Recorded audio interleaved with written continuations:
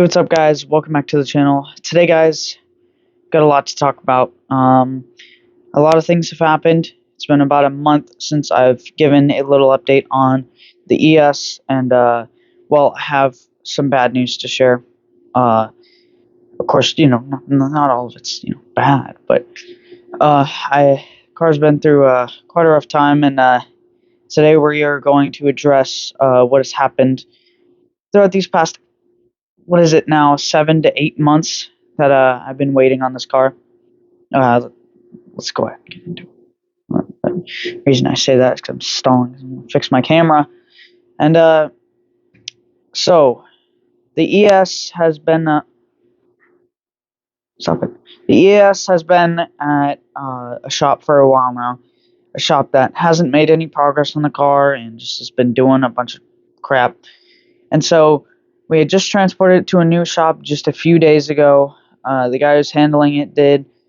I'm gonna go ahead and get straight on with it with one of the first things that happened. It was a bit of a freak accident. I don't necessarily blame anyone. It was a bit of negligence, but I mean, I can always fix it. It's no problem. But in transit, my car was dented. Now, I'll show a picture up on screen, but when it was being backed off of the tow truck, or what is called the tow truck, because we actually had somebody doing it for free with their own personal truck, but they just kind of forgot there was a shelf behind them. I don't know, and yeah, so there's a little back bumper, very small. Yeah, hopefully once I get the car back, I can address that.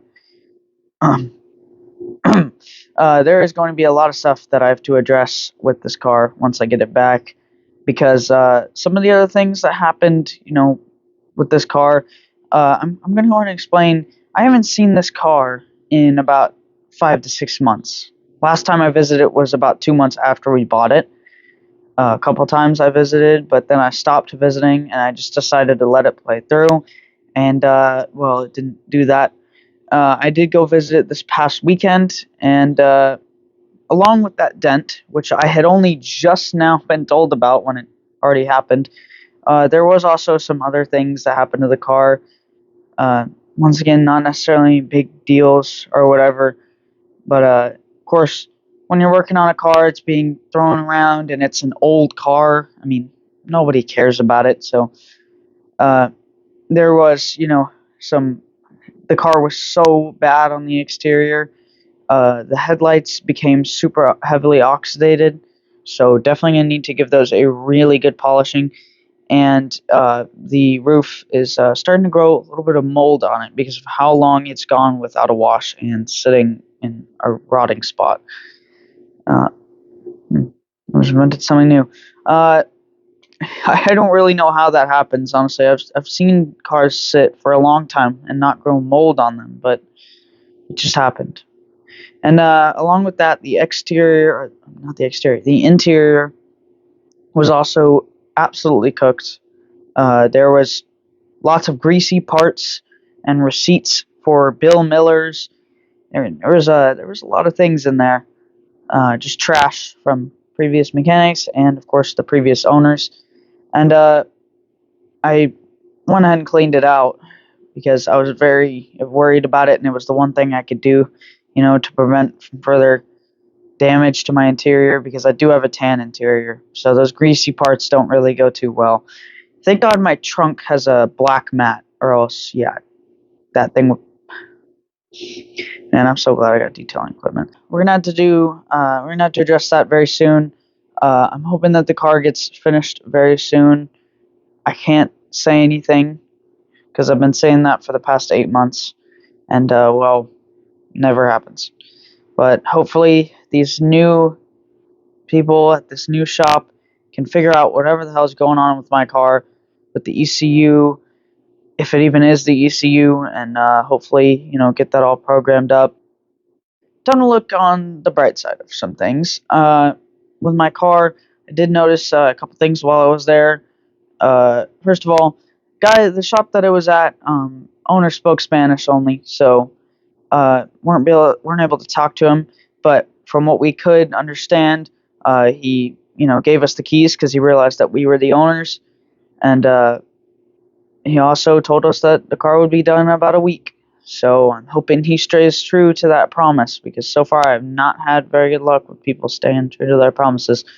But hopefully this guy knows what he's doing and he can, fix that car right up. When we did start it up, we tried things. We tried the radio, works perfectly, and the moonroof, and everything on the inside of that car. I mean, it was really good. Leather, of course, was very dry, so gonna have to do some conditioning to that leather, restore it up. And we did notice didn't really actually check the mileage on the car because first, we assumed it had 200,000 miles. That's what some previous owners told us. But from a service record back in 2021, which by the way matches up with the registration, uh, it was 152,000.